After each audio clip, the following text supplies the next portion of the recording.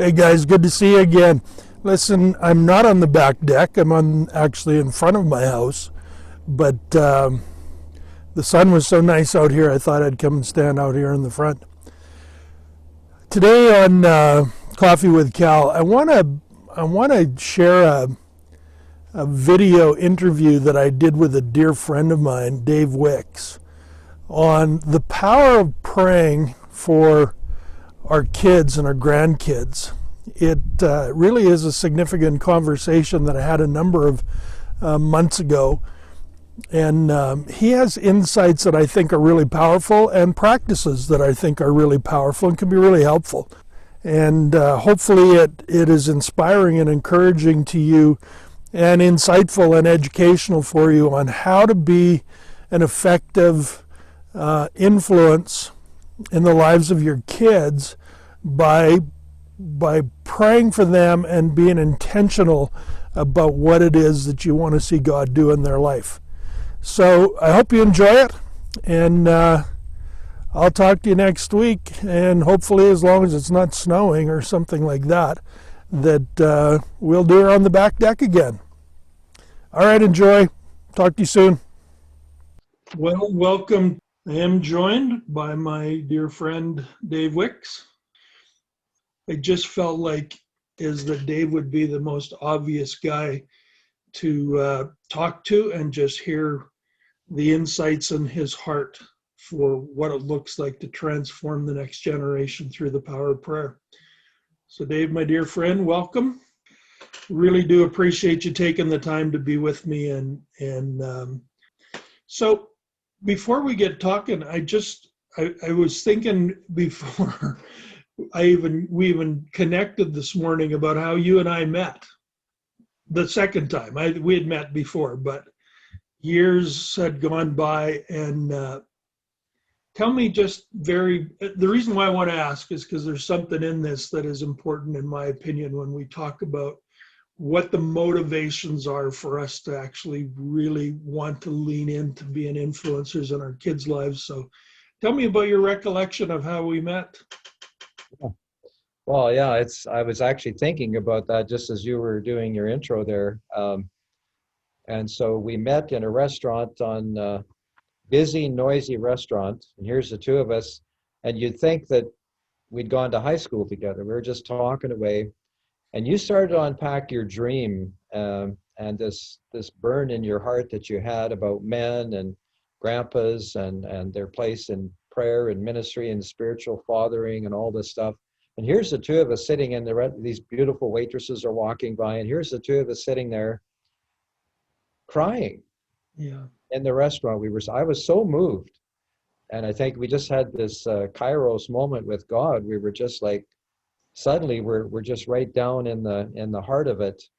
And as you told me your dream, I carried that home and I immediately began to live in it. Like the next day sort of thing, I began to live in this dream of how we pray for kids.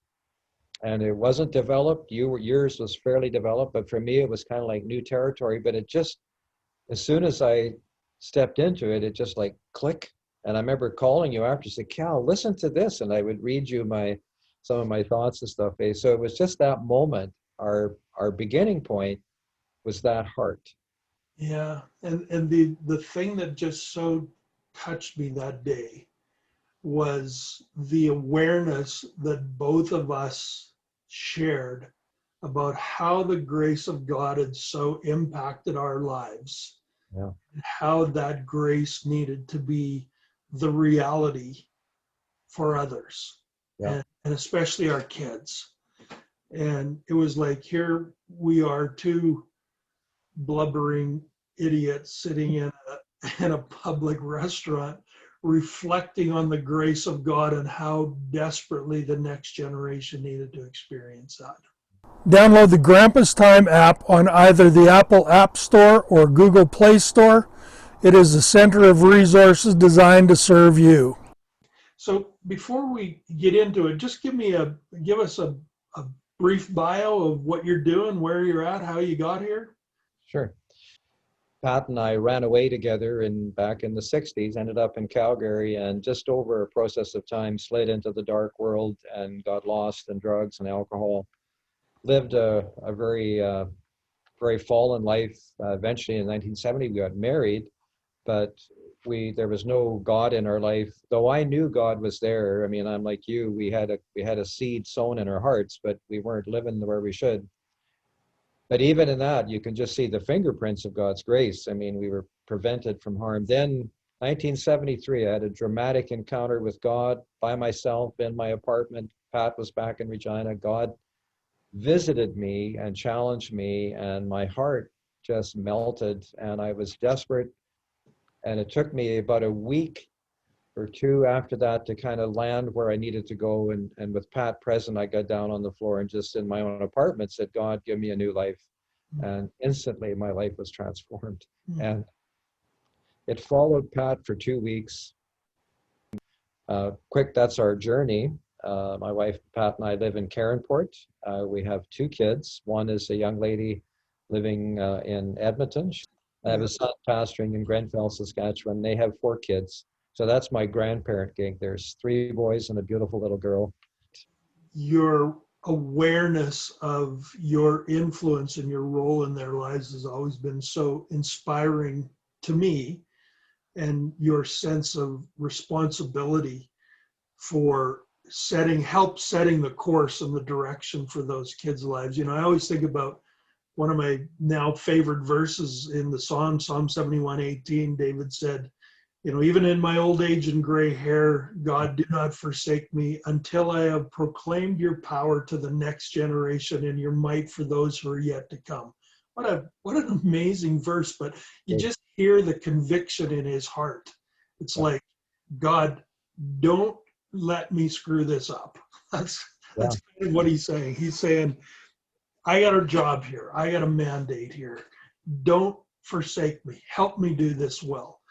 And when you and I talk, and you know, I just hear that in your voice.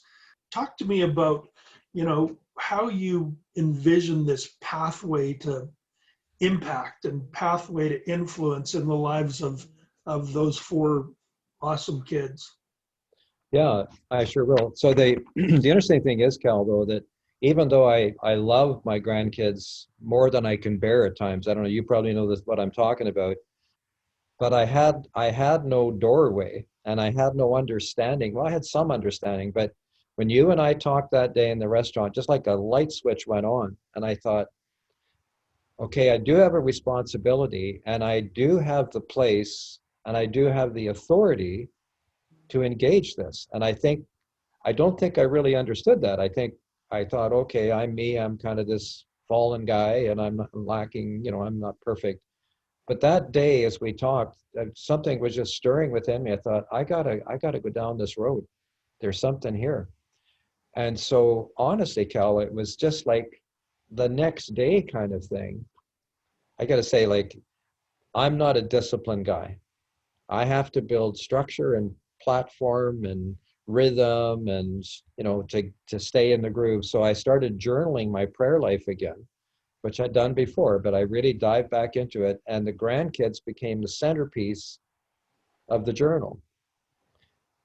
And so I realized I've got to take, I'm sure mom and dad are praying for them, you know, Pat's praying for them, lots of people praying for these kids, but I need to do it. I need to take a primary role in that. I have to feel the heaviness, in a sense, of the responsibility. Who's praying for them? Yeah. I have to pray for them. Yeah. And instantly I felt God shift my prayer. And instead of, oh Lord Jesus, please save them, may they love you and go to heaven someday, you know, and I'm not knocking that, trust me, that's critical, but I wanted to know who they are. And I said, God, give me a glimpse of them.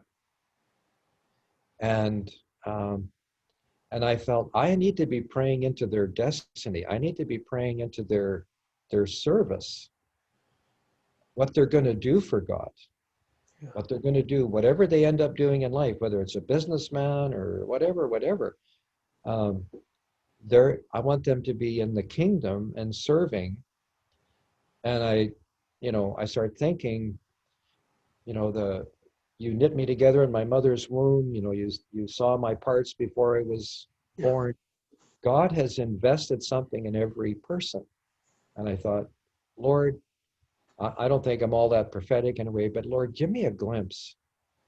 Help me to pray aligned to what you have in mind. And I'll just stop there. So that became the guiding thing was who are they praying into the giftings that lie, in a sense, dormant in these beautiful young lives. So I'm already seeing those giftings manifest. But you really did see, and that was the thing that captivated my attention, Dave, when we started to talk about this. And I've said to you before different times that when you shared that God gave you a single word to define the character and the personality and the individuality of each of those kids, there was something really powerful about that. And I remember you telling me about, you'd call one of your grandkids up and they'd sit on your knee and you'd open your journal and you'd say, this is what God said to me today. This is the word the Lord gave to me today for you. And just talk to me about that, because the power in that is really, really profound. Yeah. So that was the thing that I felt like a major shift in my prayer as a grandparent, as a spiritual father with these kids, grandfather with these kids. So, so if I was visiting Dave and Liz, if I was spiritual enough to get up and have my devotions in the morning and my prayer time, they're often up early too. So I tried to get up when the house was reasonably quiet. Pretty soon I got a little munchkin cuddled up beside me, and they wanted to know what I was doing. And so I would show them my little journal, and I said, look, see, there's your name. And here's yesterday, and here's last week, and here's a month ago. And I just kind of flipped back through the journal, and they were looking, and they were, oh, oh, oh, like they're looking at me that I prayed for them.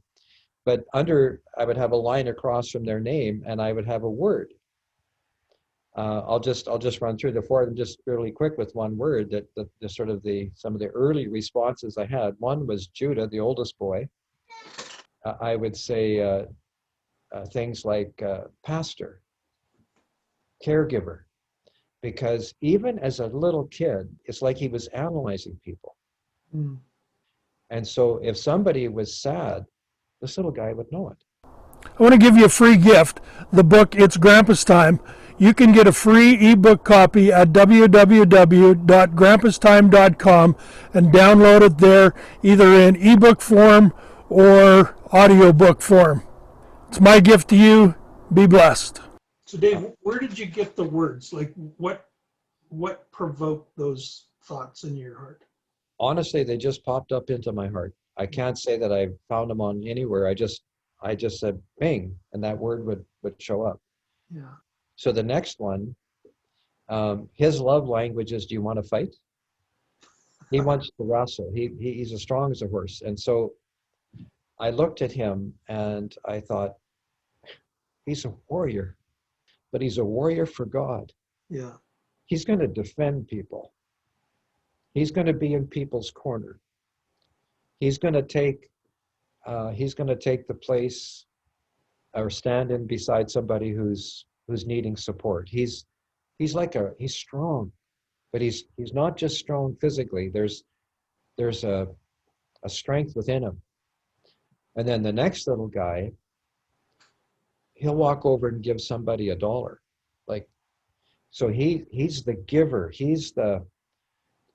On the weekend when I was away, he got a little scraper. I wanted to scrape my front deck.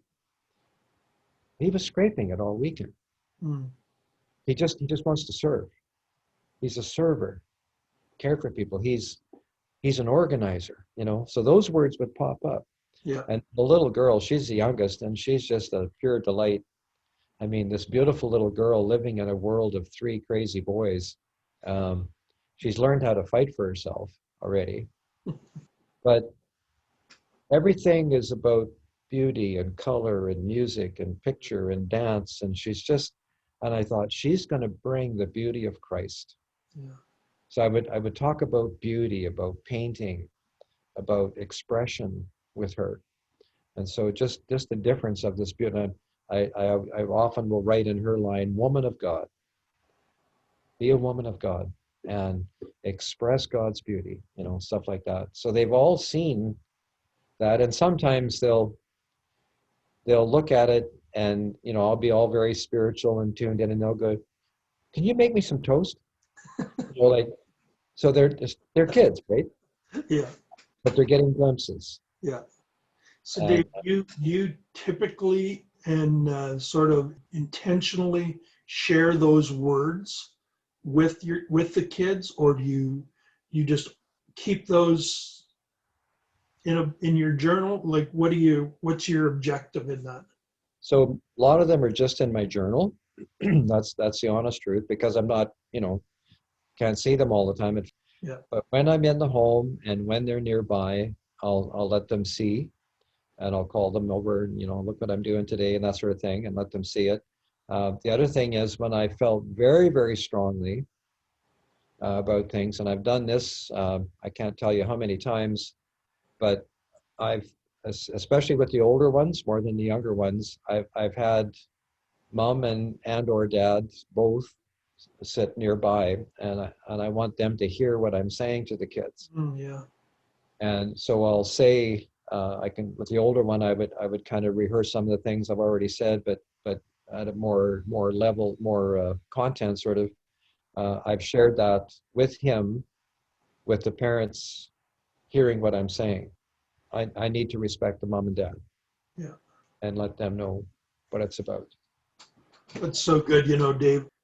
First of all, I believe that it is wise, because I think that it is literally a reflection of the heart of God. I think about Jesus when Peter was introduced to him. He looked at him and he said, you're Simon, but Yeah. you're going to be Peter. Yeah. Pebble man, but you're going to be a rock. Like, can you imagine the vision that was created in that crazy fisherman's heart when this obvious character that had just such unique, beyond this earth aura about him looked into his heart and said, you're a pebble man, but you're going to be a rock. And then obviously we know later he said, I'm going to build my church on you, on this truth. What I've also found too, Cal, is that when I think of, those jobs or ministries or focus that they're going to have in their life, what God, maybe some of that gift that God's placed within them, I find that sometimes I'm praying for that to be defended, because our gifting, as you and I know, our gift, where we're gifted, can also be the place where we get bitten, where we can get hurt. Right. We can take it beyond where it should go and do things that aren't appropriate. Like I'm building a fortress around their gift, so it doesn't, like somebody with a tender heart, that can get violated. Yeah. And so we just build barriers and kind of crawl inside. Lord, protect this gift, and let it keep growing in its beauty and its tenderness. Don't let it get stepped on. And if it does get stepped on, and it probably will in life, Lord, show them how to be resilient and get up and go again. So yeah. Just really, first of all, I appreciate you pulling the curtain back a little bit and let us see into your heart for those kids, and just want to say thank you for that. Download the Grandpa's Time app on either the Apple App Store or Google Play Store. It is a center of resources designed to serve you.